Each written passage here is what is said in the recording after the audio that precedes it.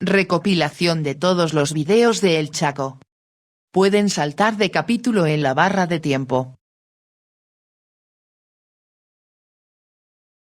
Arqueología y etnohistoria de las tierras bajas de Bolivia. El Chaco, Mariela Rodríguez. Introducción. El Chaco es una extensa y árida región con singulares características históricas y culturales, a menudo mencionado como el Mediterráneo de la América Austral por los españoles. El Chaco ha sido tradicionalmente visto como un territorio periférico y marginal, alejado de los centros de poder colonial y nacional. El término Chaco proviene del quechua chaco, que en quechua significa territorio de cacería. Bertonio, 1612, conocido como Gran Chaco Hualamba hasta finales del siglo XIX, esta dilatada región boscosa y espinosa se caracteriza por tener un ecosistema eminentemente seco y sujeto a variaciones térmicas extremas. En invierno las temperaturas pueden descender a 0 grados centígrados, mientras que en verano pueden llegar a los 45 grados centígrados, lo que hace que las condiciones de vida sean difíciles. La subsistencia de quienes allí habitan depende de una constante lucha por la obtención de alimentos y recursos acuíferos. Como espacio geográfico, se puede decir que la región chaqueña es una vasta planicie semiárida ubicada en el centro de Sudamérica, que tiene alrededor de 1 millón de kilómetros cuadrados de superficie que se extiende por parte de los territorios de Argentina, al norte, Bolivia, al sureste, y Paraguay, al oeste y noroeste, entre los ríos Paraguay y Paraná y el altiplano andino. Por el lado boliviano, si se penetra desde los valles subandinos de Tarija y Chuquisaca en dirección al este, las elevaciones pueden llegar hasta a los 2.000 metros sobre el nivel del mar a este ecosistema de transición, que es una zona que comparte características físicas y climáticas similares a las de los contrafuertes andinos. Se lo conoce como pie de monte. A medida que avanzan hacia el este, las estribaciones del pie de monte descienden hasta llegar a los 250 metros sobre el nivel del mar y abren paso a la llanura chaqueña, un vasto espacio con una topografía casi plana que solamente se ve interrumpida por dunas estabilizadas por la vegetación y por zonas depresivas conocidas como bañados.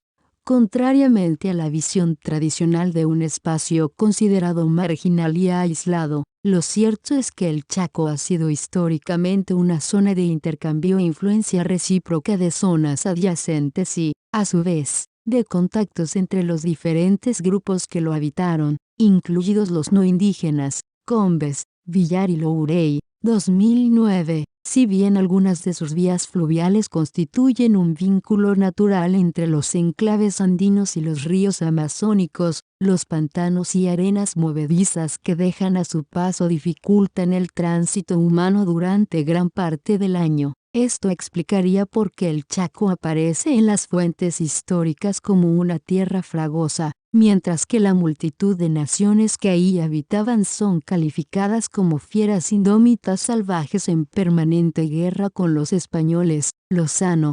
1733-1941.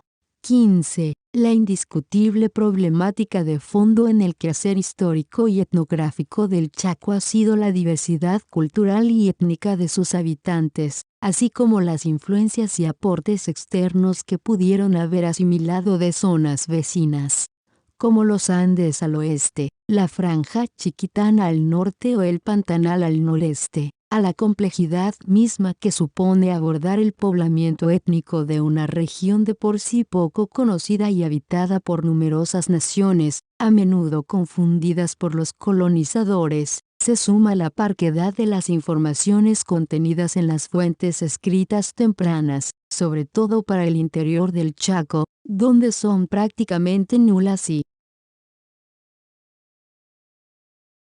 vienen filtradas por diferentes intermediarios chiriguanos y chanés asentados en los márgenes chaqueños, y que fueron los que mantuvieron contacto directo primero con los incas y después con los españoles. A pesar de estas limitaciones y desafíos, durante las 2 últimas décadas los chacólogos han venido realizando significativos avances que han permitido indagar desde una especificidad regional cada vez mejor precisada la evolución de los indígenas, incluidos aquellos asentados en las zonas más alejadas, en términos de composición étnica, fusiones, divisiones, mediaciones y contactos, especialmente al prestar atención al impacto misional sobre las diferentes colectividades. En un esfuerzo interdisciplinario conjunto, se ha empezado a considerar las identidades del Chaco como fenómenos cambiantes en el tiempo, resultado de complejos procesos históricos transcurridos en un espacio donde convergieron diversas corrientes culturales de regiones vecinas.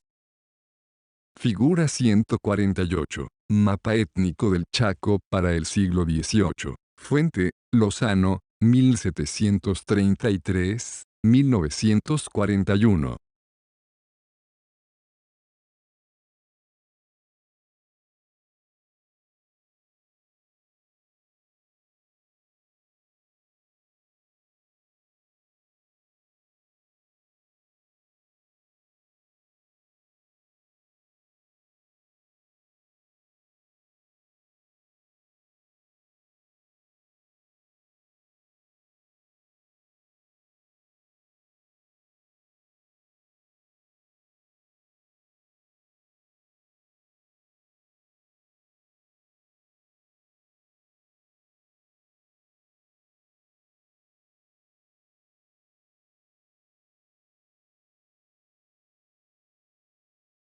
El Chaco. Mariela Rodríguez.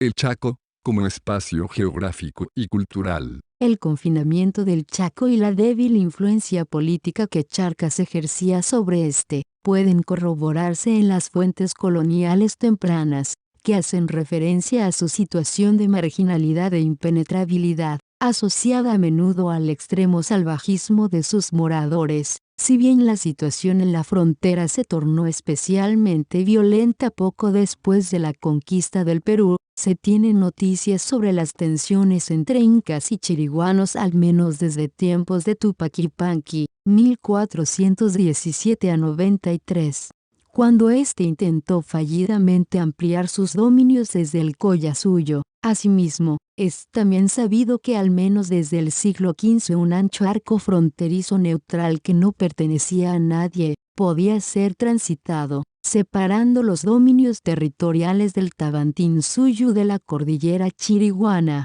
Pifarré, 1989. La barrera chiriguana, entonces, habría impedido en gran medida la penetración incaica en el Chaco de manera formal, y así contribuir a forjar en el imaginario cusqueño la representación de una tierra lejana y agreste. Esta noción puede encontrarse en las obras de varios cronistas y aparece evidentemente filtrada por un paradigma civilizador incaico, donde el mítico Antisuyo y su gente reproducen la convicción de superioridad de valores de los incas frente a otros grupos y sitúan a los chiriguanos en el estrato más bajo de la jerarquía, como indican algunos cronistas. Poma de Ayala, c. 1615, Garcilaso, c. 1609, 1943. El Chaco. Mariela Rodríguez.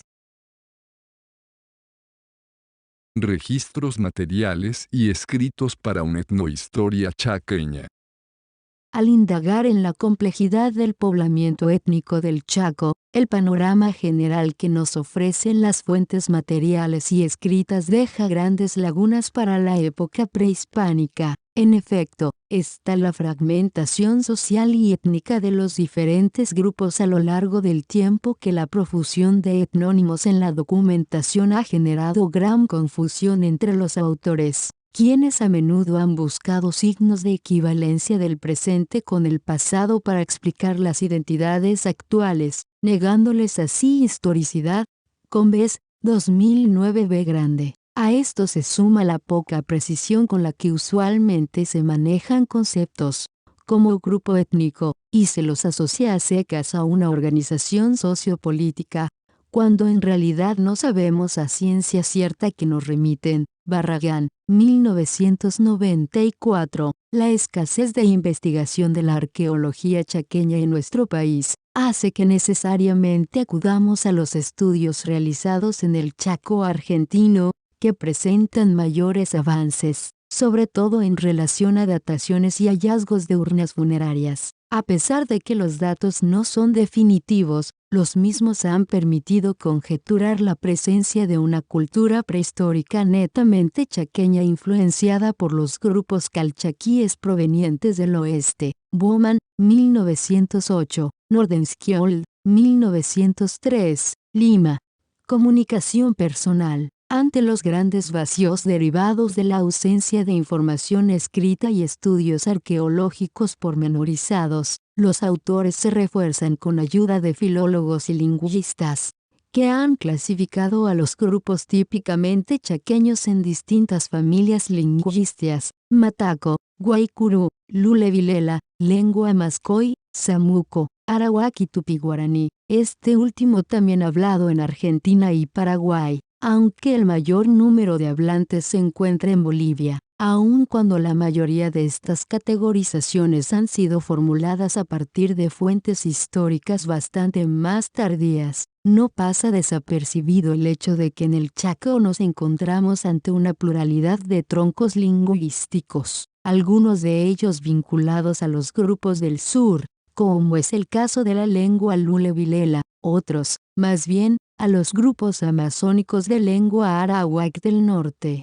Los chiriguanos vendrían a ser parientes lingüísticos de los grupos guaraní del Brasil, lo que sugiere que en el Chaco convergieron lenguas de regiones vecinas. Cuadro 7. Lenguas mencionadas en el Chaco boreal para el siglo XVIII, Lozano, 1733-1941.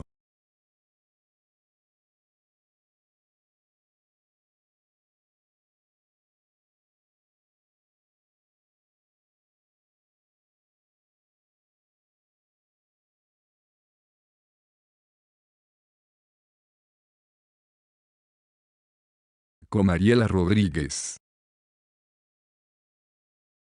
Migraciones guaraníes y la búsqueda de Candire. Desde que el adelantado Juan Díaz de Solís se adentrara por primera vez en el continente sudamericano siguiendo el curso del Río de la Plata entre 1515 y 1516, los españoles recogieron noticia de la existencia de oro y plata tierra adentro. Relación anónima, C. 1545, 2005, citada en Combes. A partir de entonces, los europeos procedentes de la costa atlántica, al igual que aquellos provenientes del Pacífico por el oeste, se lanzan a la aventura colonizadora internándose en el territorio de Charcas, todos en busca de las codiciadas fuentes de metal. Desde el frente colonizador andino, las fuentes tempranas señalan que el objetivo era alcanzar el mítico Paititi. Los documentos paraguayos del siglo XVI, por su parte, hablan de la tierra de los Candires vinculada a los incas y de los Carcaraes dueños del metal, que parecería designar a los Caracara, cuyo territorio albergaba las minas de Potosí. Julien, 1997, Combes, 1995. Cuando en 1540 los conquistadores del Paraguay se adentraron en territorio de Charcas y entraron en contacto con sus semejantes provenientes de la Sierra Andina, comprendieron que las ricas tierras soñadas ya habían sido alcanzadas por otros españoles. En consecuencia desplazaron geográficamente su objetivo conquistador hacia el norte, en la actual Amazonía boliviana. Tiuleneva, 2004, Combes, 2006. Es posible pensar que el desplazamiento geográfico de las míticas riquezas incaicas al norte amazónico haya dado lugar a una nueva versión del mito del Paititi, esta vez asociado a la tierra de los Candires. El padre Gianecchini, de hecho, sostiene que el término Candire, presente en los testimonios de los cronistas, se referiría a un héroe guaraní identificado también como la Tierra de Oro en una dimensión incaica, y que la presencia del dios civilizador Tamoy en las tierras nororientales de los Guarayos, contiguas a Mojos, en la actual Amazonia boliviana, es seguramente la prueba del nexo entre el mito de Candire con el del Paititi. Al respecto, Combes ha sugerido que la inserción de Candire en un complejo de creencias religiosas solo podría ser evidenciada entre los Chiriguano y Tatín, antepasados de los Guarayos. Combes, 2006. Esta suerte de fusión mítica con destellos religiosos fue engendrada durante los primeros años de conquista y no tenía otro objetivo que reafirmar la virtual presencia de metales en alguna parte, tal vez al oeste, lo que a su vez habría creado corredores de contactos a partir de los testimonios de indígenas, quienes desde sus primeros contactos con los europeos se desenvolvieron como informantes de las viejas rutas que conducían a las riquezas. Giannichini, C. 1898, 2006. Alcaya señala que Juan de Ayolas se enteró de la presencia de metales al oeste a través de los indios guaraníes del Paraguay que mantenían contacto con los chiriguanáes de Occidente. Es muy probable que se trate de los chiriguanáes y Tatín y otros grupos vecinos y parientes asentados en los alrededores de la primera Santa Cruz de la Sierra, claramente diferenciados por los españoles de los chiriguanos de la cordillera, asentados más al sur. Es posible pensar que estos guaraníes del Paraguay mantuvieron contactos con estos chiriguanos y Tatín de la Amazonia durante la época prehispánica, puesto que en el siglo XVI son los Itatín, y no los chiriguanos de la cordillera, los únicos que relacionan el pueblo de los Candires y el dios Candire a las riquezas ubicadas al oeste. Combes, 2006. En todo caso, lo esencial es preguntarse si al igual que para los europeos el motor que condujo las migraciones tupi-guaraní a Occidente fue la búsqueda de las riquezas asociadas a Candire, ya sea en un sentido religioso o más bien ligada a los incas. El tema ha sido discutido y abordado por diferentes autores desde una perspectiva principalmente religiosa, en la que Candire aparece como la búsqueda profética de una tierra sin mal que los tupi-guaraní del Paraguay ubicaron al oeste. Metraux. Pifarré, 1989. Combes y Sáenz, 1995. Para otros, Candire va más bien asociado a la presencia de metales y puede haber sido una representación del imperio inca así como también de los llanos amazónicos de Mojos, Nordenskjöld. Consideramos aquí que lo fundamental de ambas interpretaciones es que al igual que los europeos, que se adentraron en territorios desconocidos en busca de riquezas metálicas, las incursiones tupi-guaraní obedecieron en cierto modo al mismo objetivo, aunque esto no significa de ningún modo desconocer otros aspectos incluido el religioso que provocaron durante generaciones este éxodo de gente hacia el oeste. Uno de los rasgos fundamentales de las sociedades tupi-guaraní es la actividad bélica, siempre acompañada por ritos de canibalismo en un círculo sin fin movido por la venganza. Yepi.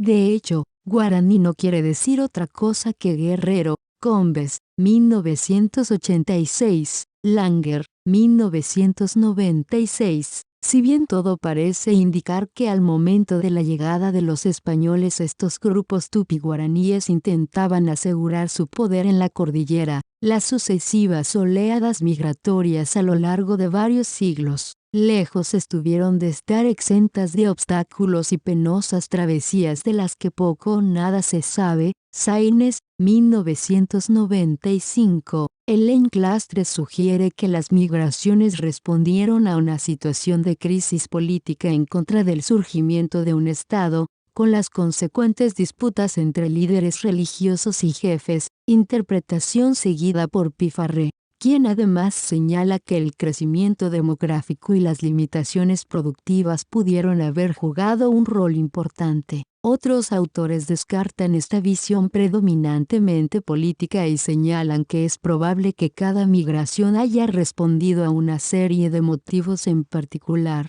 y con seguridad debieron haber variado según los grupos y las épocas. Vosser y Villar, 2001, citados en Combes.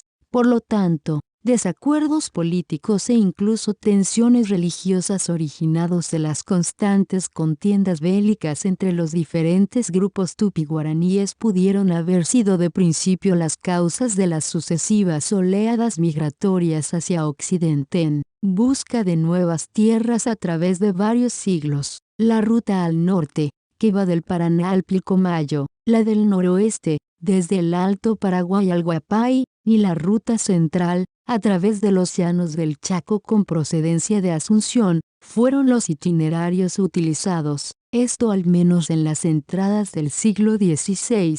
Los arqueólogos apuntan a fechados mucho más tempranos y sugieren que las migraciones tupi-guaraníes penetraron en el actual territorio boliviano a través del Chaco provenientes de la costa atlántica del Brasil y el Paraguay hacia el 400 después de Cristo, es decir 1000 años antes de lo que las fuentes históricas señalan, a partir de fechados asociados al estilo cerámico denominado corrugado y con marcas de uñas. Relacionado a estos movimientos poblacionales, Parsinemu y Siriainen, 2003, sugieren que el mismo bien pudo haber aparecido en las serranías andinas incluso antes que en el Perú, Uruguay y Argentina. Si bien nada de esto ha sido confirmado, los resultados preliminares de excavaciones realizadas en el área fronteriza incaica de Oroncota, Chuquisaca, parecerían probarla. Correspondencia entre el estilo cerámico corrugado y la evidencia lingüística e histórica de los asentamientos tupi-guaraní del siglo XVI en un arco que se extiende desde la cuenca amazónica hasta el Pilcomayo, así como una tradición de las tierras bajas en algunos complejos funerarios. Aunque por el momento la evidencia está lejos de ser concluyente, la cronología radiocarbónica permite conjeturar que la difusión de este estilo cerámico se habría producido de forma paralela a la expansión de la lengua guaraní en los valles interandinos al menos un milenio antes de lo que las fuentes históricas señalan. Parsinemu y Siriainen, 2003. La llegada de los portugueses y españoles provenientes de la costa atlántica no hizo más que intensificar la migración de varios miles de guaraníes que tenían objetivos y recorridos distintos, y vieron en los conquistadores un poderoso aliado para atravesar territorios hostiles y alcanzar las riquezas codiciadas, a lo mejor atraídos por los enclaves mineros contiguos a Samaipata.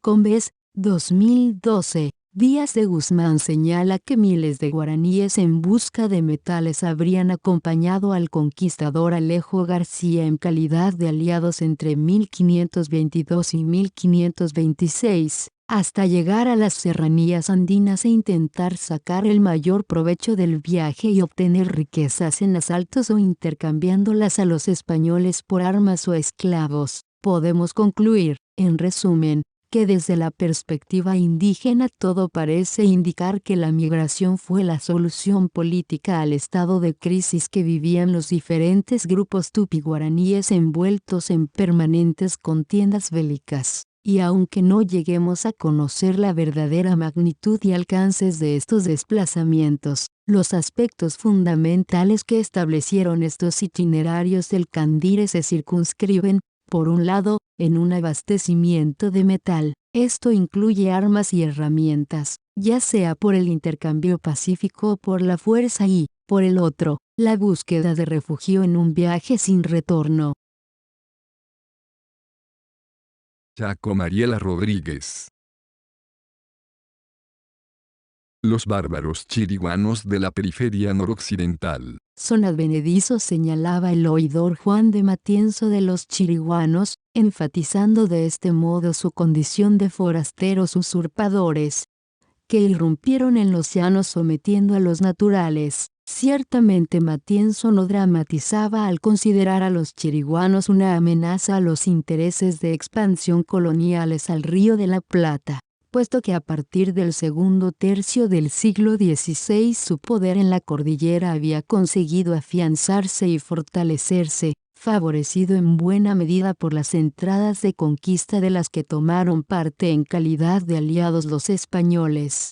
Combes, 2012. Por lo menos hasta el siglo XVII, la imagen perversa proyectada sobre los chiriguanos parece haber tenido un sentido más bien genérico heredado de los incas para los salvajes bárbaros de las tierras bajas del Antisuyo. En un primer momento el término incluye indistintamente a chiriguanos, chunchos, etc. Sobre este punto es preciso insistir que no todos los chiriguanáes de las crónicas andinas corresponden necesariamente a los chiriguanáes llegados al Chaco, puesto que las fuentes paraguayas señalan unánimemente que el término chiriguanáes viene del Perú, pues en el Paraguay eran conocidos como guaraníes. Raskin, citado en Combes, el término chiriguano en el Chaco, por lo tanto, no es más que un sinónimo de guaraní hablante, lo que explicaría que grupos como los chiriguanos y tatines, ubicados más al norte,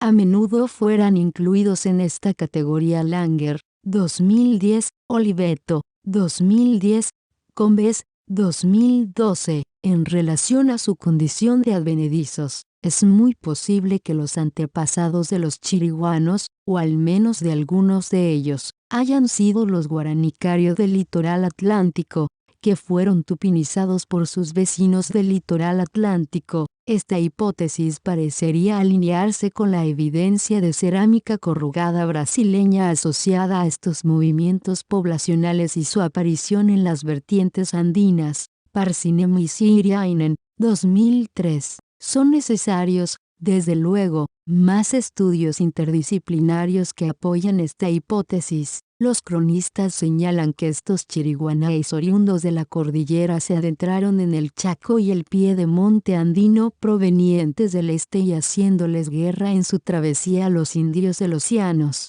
a quienes llegaron a esclavizar e incluso a guaranizar. Crónica Anónima, 1944, c. 1600, citada en Combes. Apoyado en Ruy Díaz de Guzmán, el padre Lozano señala que los chiriguanas fueron indios de la nación guaraní que acompañaron a Alejo García en su travesía de Brasil al Perú, a cuyos confines llegaron antes de la conquista para establecerse entre Tarija, Paspaya, Pilaya, Tomina, Misque y Santa Cruz de la Sierra, donde se multiplicaron sujetando a las naciones circunvecinas. Estas informaciones parecerían sugerir un progresivo y lento proceso de mestizaje que acompaña al avance tupi-guaraní sobre el Chaco, el cual continuó, incluso, se intensificó a partir de la expedición de García. De hecho, para el siglo XVI chiriguanos y chanella eran considerados una sola etnia. Al llegar al piedemonte, los recién llegados habrían empezado a dominar a los indígenas de la zona, chanés de lengua arawak en su mayoría, convirtiéndolos en esclavos, tributarios o víctimas del rito caníbal. Esta era, en todo caso, la situación general que se conocía en la segunda mitad del siglo XVI. Muchos cronistas indican además que los chiriguanáes enrolaron a estos naturales en sus propias tropas. Combes, 2012. Para la segunda mitad del siglo XVI los diferentes asentamientos chiriguanos estaban fundamentalmente esparcidos sobre las planicies orientales andinas que ingresan al Chaco por la parte del Perú, conocidas por los españoles como Cordillera Chiriguana. Como espacio histórico, la chiriguanía se ha caracterizado por los permanentes altercados entre los diferentes grupos de origen tupi-guaraní, aba, y otros grupos asentados en el Chaco, tobas, chanés, con triunfo de los chiriguanos sobre los otros debido, en gran medida, a la afinidad lingüística y cultural común a todos los grupos. En contraste a esta semejanza lingüística y cultural, la autonomía política de cada grupo aba a menudo creaba conflictos entre los diferentes conjuntos. Si bien en tiempos de guerra decenas de aldeas podían confederarse en contra de un enemigo común, bastaba el más mínimo inconveniente para reavivar antiguas rivalidades y luchas. De hecho, si los españoles fracasaron en sus intentos de hacerles guerra fue en gran medida porque no entendieron los alcances de su sistema político y su táctica de alianzas siempre oscilantes. Con seguridad en algún momento los chiriguanos intentaron adentrarse al oeste de la cordillera, atraídos por las noticias que los indios del Chaco les proporcionaron acerca de una tierra abundante en metales y cuya fama habría trascendido. Los fuertes construidos en el sureste andino por los señoríos regionales después del ocaso de Tiwanaku sugieren la antigua amenaza de los pueblos tupi-guaraní sobre los valles contiguos, Saines y Combes, 1995. Incluso es posible suponer que la presión chiriguana sobre los grupos bayunos pudo haber modificado las identidades previas, pues algunos de ellos comparten características comunes y estereotipos de las tierras bajas. Barragán, 1994. No cabe duda de que la irrupción incaica en el Collasuyo marcó un punto de inflexión en las relaciones con las tierras bajas. Aun cuando es difícil precisar el alcance de los enfrentamientos en la frontera en el siglo XV, lo cierto es que ante la imposibilidad de desarrollar una estrategia de movilización para internarse en la cordillera, la táctica imperial adoptada por el Tawantinsuyo se haya volcado más bien en la defensa, emplazar fortalezas en puntos estratégicos de la frontera a manera de cerco, que servían para repeler ataques enemigos y como núcleos de apoyo al avance conquistador cusqueño. Parcinem, 1992, 119, que explica la tenaz resistencia chiriguana al avance incaico sobre su territorio, porque no se sujetaron con la misma rapidez que los grupos de las alturas. Este tipo de interrogantes han sido explicadas por los autores en términos de organización política, ya sea por influencia tupi-guaraní o arawak, como un mecanismo que explica la marcada noción de independencia de los diferentes grupos ABA frente a grupos externos. Saines,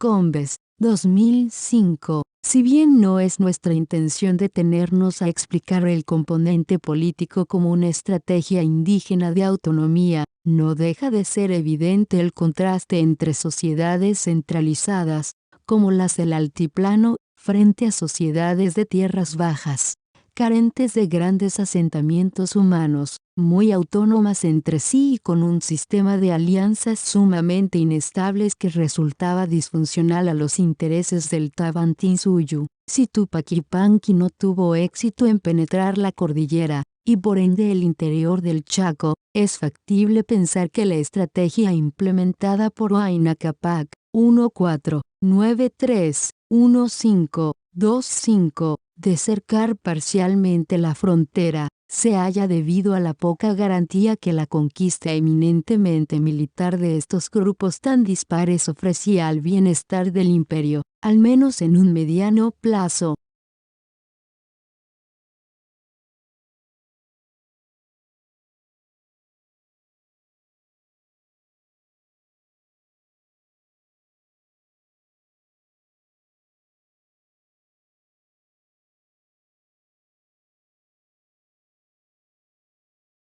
El Chaco. Mariela Rodríguez.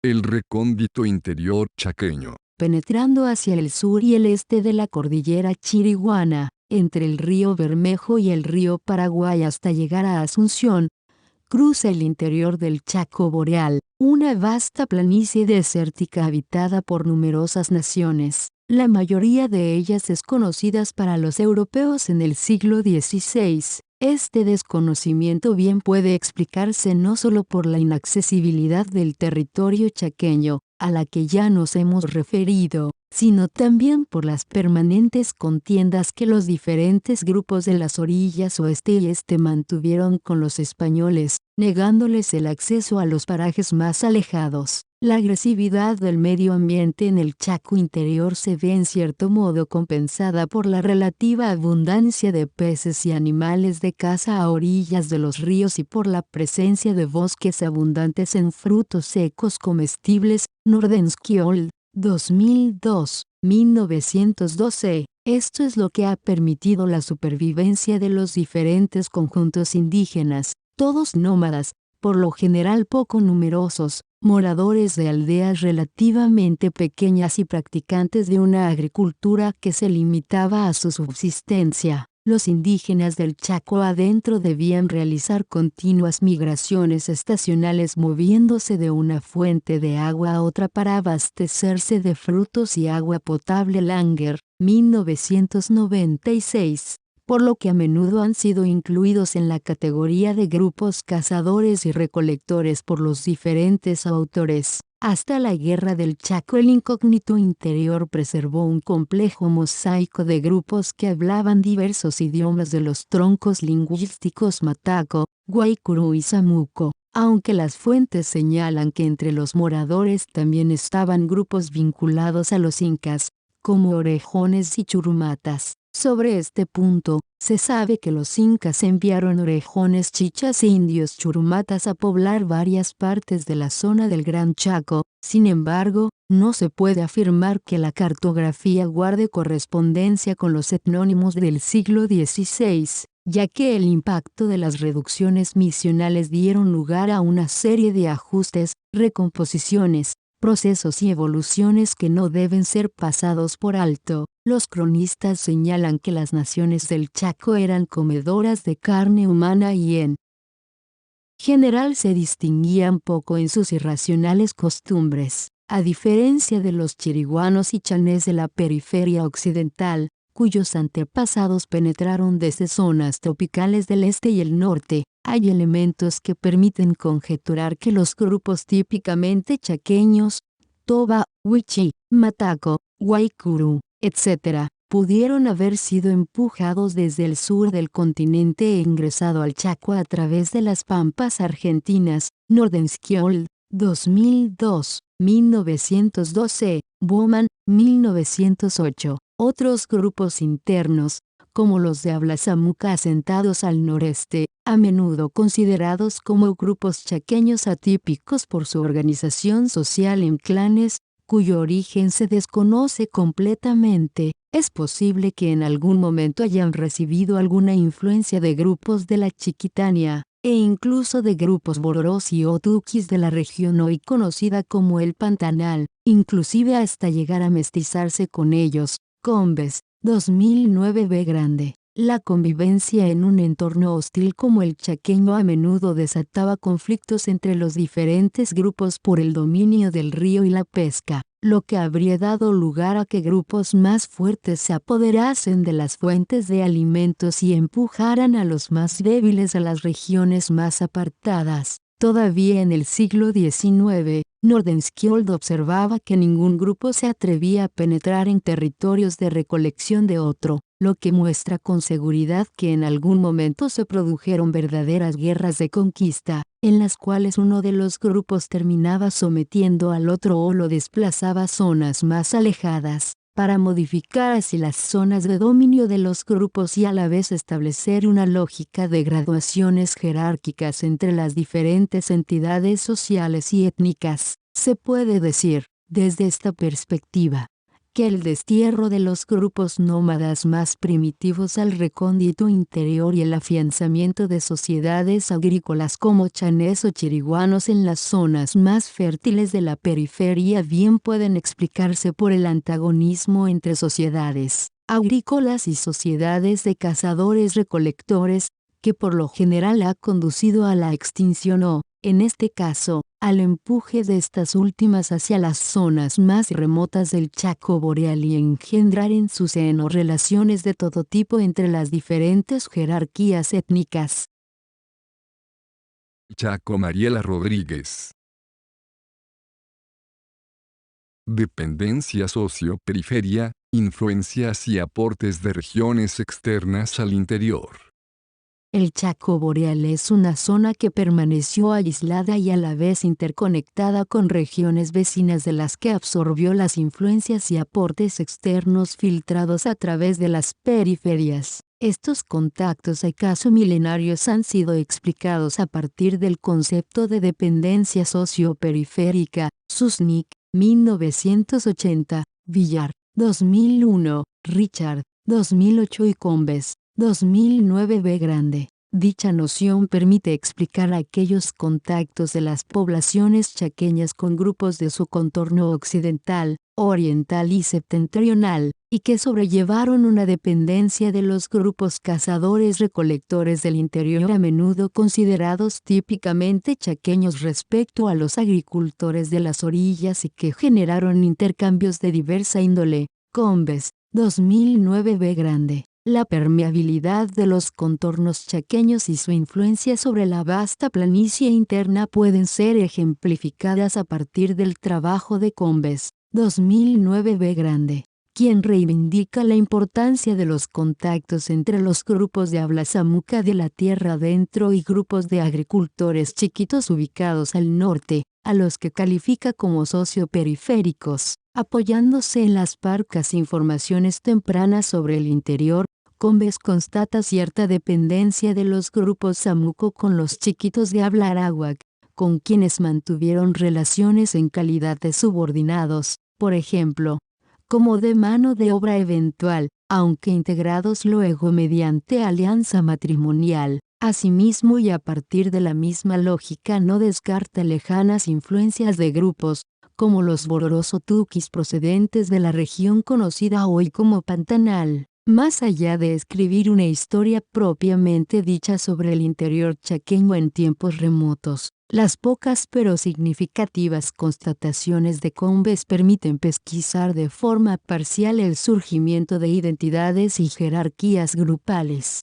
Dichas identidades y jerarquías fueron moldeándose a través de contactos, y o ausencia de ellos, entre los nómadas del interior con los asentamientos de agricultores de los márgenes, y que en última instancia contribuyeron a la imposición de nombres a cada entidad.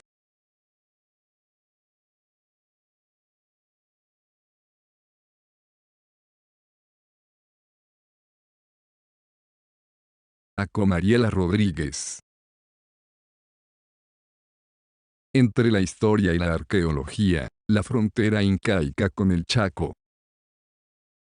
Desde la perspectiva histórica, las fuentes escritas que existen sobre el Chaco nos remiten, en el mejor de los casos, al momento inmediatamente anterior al contacto hispano-indígena. La mayoría de ellas proviene de la periferia noroccidental, que mantuvo contacto directo con el Tavantinsuyo y después con los españoles de Charcas, es decir, de la cordillera Chiriguana. Los estudios arqueológicos, por su parte, también se han enfocado en la frontera incaica con el Chaco y las relaciones que los cusqueños mantuvieron con grupos guaraní de tierras bajas en los confines del imperio. De tiempos anteriores pocos son los aportes y estos se limitan a fechados aislados, principalmente relacionados a la penetración tupi-guaraní en territorio boliviano. A diferencia de la periferia chaqueña, prácticamente nada se sabe sobre el recóndito interior, aun cuando se ha conjeturado el posible origen pampeano de las poblaciones típicamente chaqueñas a partir de la evidencia material, lingüística y etnográfica. Nordenskjöld, 2002, 1912, Bowman, 1908. Hay un vacío total hasta el momento de la conquista, cuando los adelantados Juan de Ayolas y Domingo de Irala recogieron unos pocos testimonios del Chaco adentro en su paso hacia Charcas. Combes, 2009 B. Grande.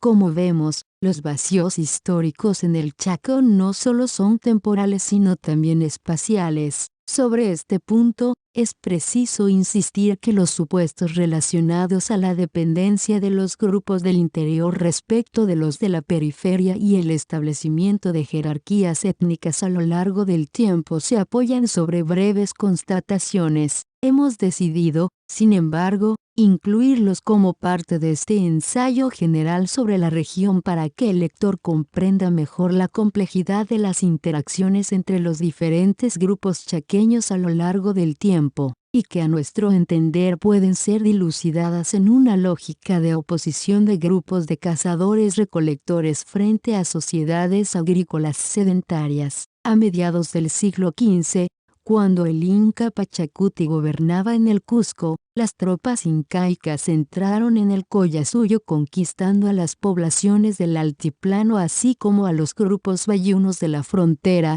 lo que parece haber endurecido las relaciones entre el imperio y los chiriguanos de las tierras bajas. Esto, al menos, es lo que se desprende de las informaciones etnohistóricas, que descubren una interacción predominantemente hostil entre incas y los habitantes del Piedemonte con la intermitente invasión de los salvajes y bárbaros a los confines imperiales. Garcilaso, 1609. Aunque virtualmente nada se sabe sobre estas poblaciones enfrentadas, los estudios arqueológicos realizados en los valles fronterizos de Chuquisaca, Nordenskjöld, 1917, Parsinem, 1992, Alconini, 2002, Parsinem y Siriainen, 2003, han reportado la presencia de recintos destinados a actividades militares en los complejos fronterizos de Orroncote y Cuscotuyo,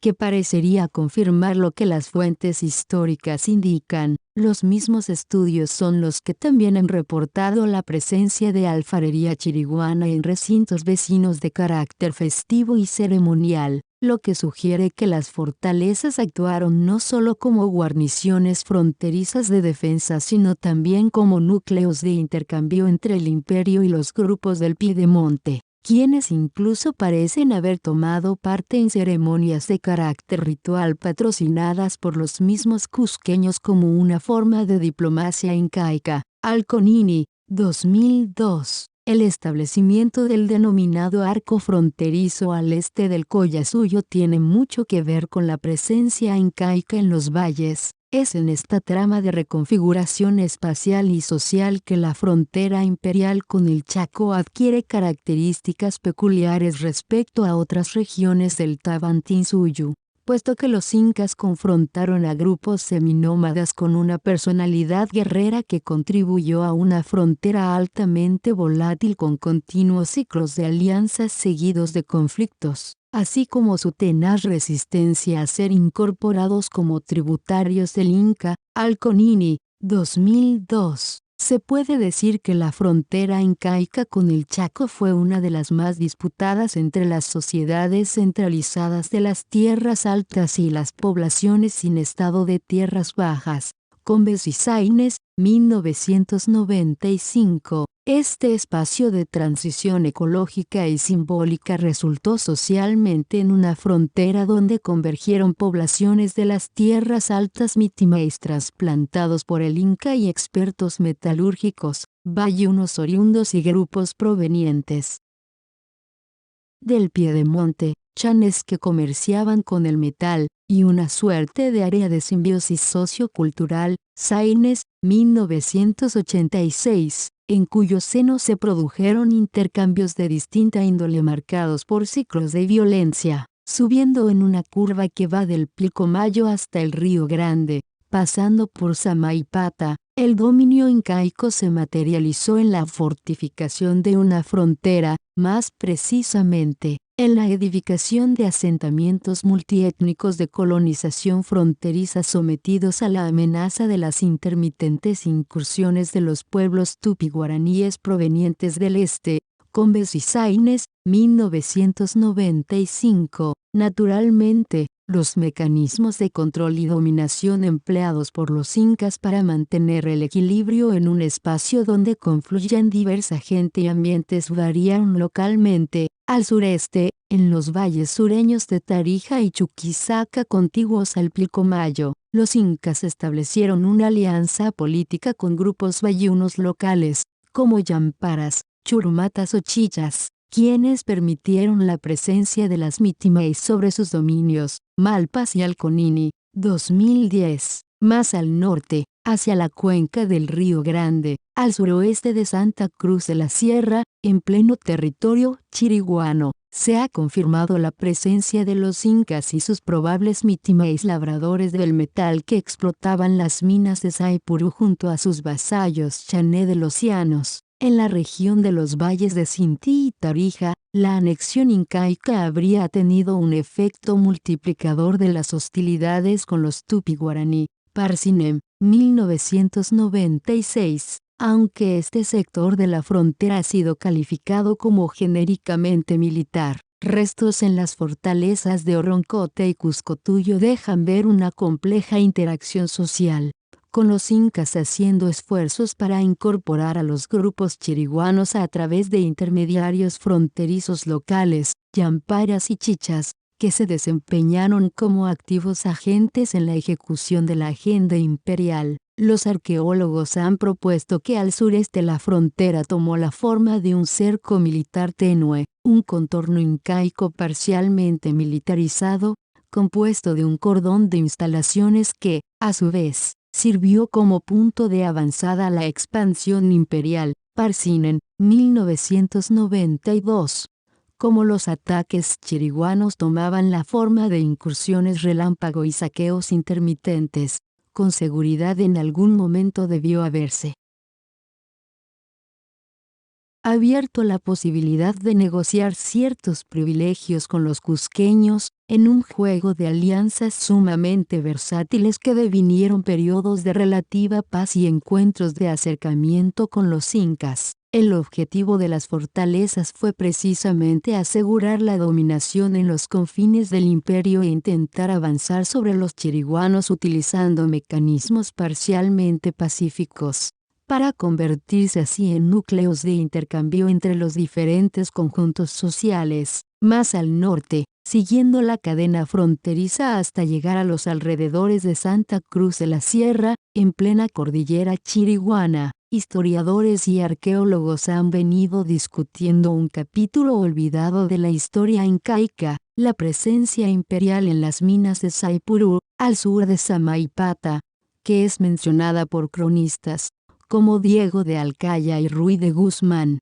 Por largo tiempo las informaciones de estos cronistas fueron pasadas por alto entre los diferentes autores que dejaron de lado el tema, entre otras cosas, al no haberse encontrado la presencia de metales en la cordillera chiriguana. Aunque los datos etnohistóricos son endebles y aislados, algunos autores, como Combes, opinan que sin duda hubo una presencia incaica en la región de Saipuru, probablemente relacionada a la explotación o comercialización de metales. Combes, 2019. Recientes prospecciones arqueológicas parecen apuntalar a lo mismo, aunque en todo caso son necesarios más estudios interdisciplinarios que evalúen el impacto que el Estado incaico ejerció sobre los sistemas políticos sometidos en la cordillera y los medios a través de los cuales se incorporó en el Estado a entidades políticas de tierras bajas. Apoyándose en los testimonios de Alcaya y Ruy Díaz de Guzmán,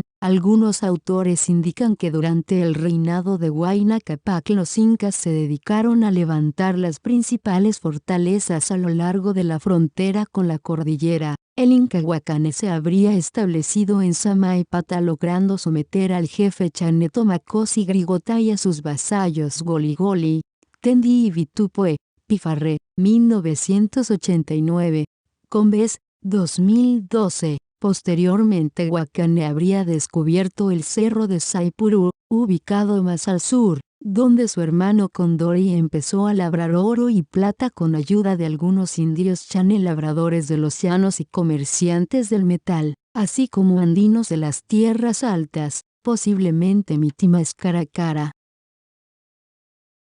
No fue sino hasta poco antes de la entrada de Ayolas en Charcas, que atraídos por la fama de las minas de Saipuru grupos tupi-guaraníes que iban llegando a la cordillera tomaron suficientes fuerzas para combatir a Huacane y su gente hasta expulsarlos definitivamente y afianzar su poder sometiendo a los antiguos vasallos chané, Sobre este punto, Isabel Combes cree que sí hubo elementos que motivaron a los adelantados paraguayos, acompañados de miles de guaraníes aliados, a internarse en Charcas. Todos estos ingresos se basaron en el conocimiento de una presencia andina en la región vinculada a los metales. Combes, 2012. Esto negaría la tradicional imagen de una frontera inca oriental exclusivamente dirigida a la guerra. Combes, 2012. La presencia incaica en Samaipata está ampliamente comprobada y los arqueólogos concuerdan que la fortificación fue un centro administrativo provincial más que una guarnición guerrera. Parsinen, 1992.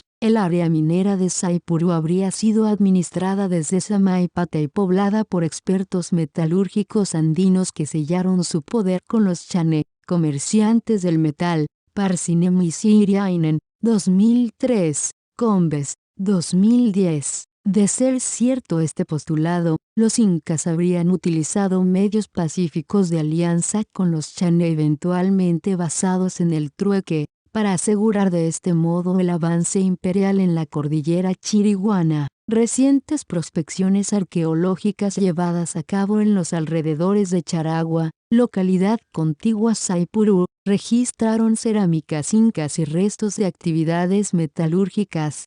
Cruz 2010, citado en Combes, lo que parecería confirmar la presencia incaica en el Chaco relacionada a la fundición y comercio de metales. Podemos decir, a partir del análisis de estos dos casos, que la frontera incaica con en el Chaco operó como un espacio de amortiguación entre las sociedades andinas y las sociedades de tierras bajas, y también como un espacio de colonización multiétnico donde se dieron relaciones de diversa índole entre los diferentes grupos favorecidas con seguridad por experiencias previas de contactos. Las nuevas investigaciones sugieren que la frontera sureste del Tavantinsuyo actuó como un espacio multiétnico parcialmente militarizado, donde los diferentes actores coexistían implementando diversas fórmulas, mitimaes andinos actuando como agentes del poder estatal, o mineros que enseñaban las artes metalúrgicas a indios chanes comerciantes,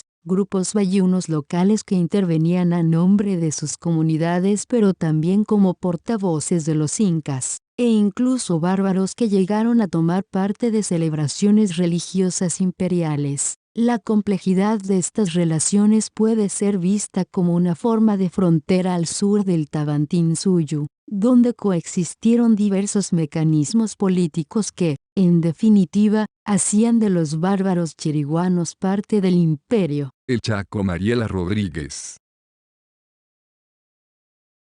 Consideraciones finales.